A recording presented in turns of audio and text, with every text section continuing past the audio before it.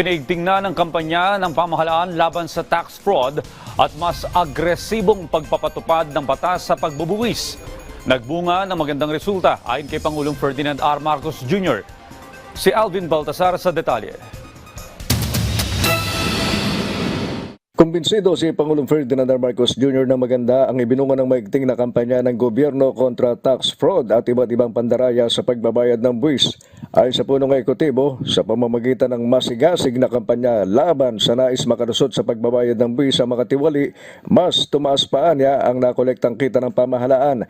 Tulad na lamang ng Run After Fake Transactions campaign na kung saan ay sinampahan ng kaso ang mga ghost sellers at buyers na nauwi sa pagkakakolekta ng 4.3 billion pesos na higit na mataas sa 600 million pesos noong 2023. Umabot naman sa kabilang banda sa 110 milyong piso ang nakolekta mula sa ginawang crackdown ng gobyerno laban sa ipinagbabawal na kalakalan ng sigarilyo at vape.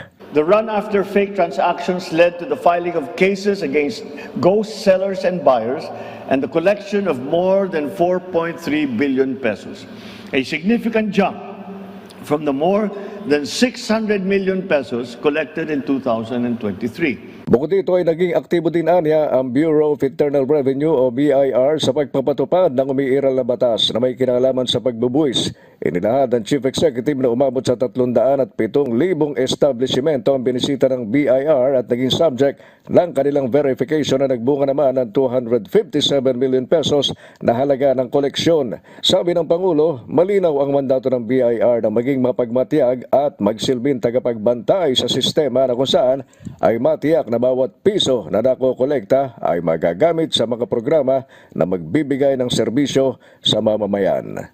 To the BRR, your mandate is clear. Be watchful.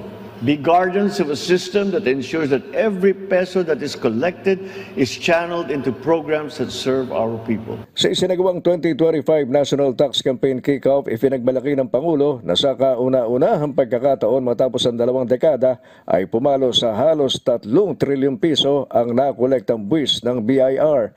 Ay sa Chief Executive, malaki ang papel ng mga nakolektang buwis ng BIR para maisakatuparan ang ilang mahalagang proyekto ng administrasyon. Para sa Balitang Pambansa, Alvin Baltasar ng Radyo Pilipinas.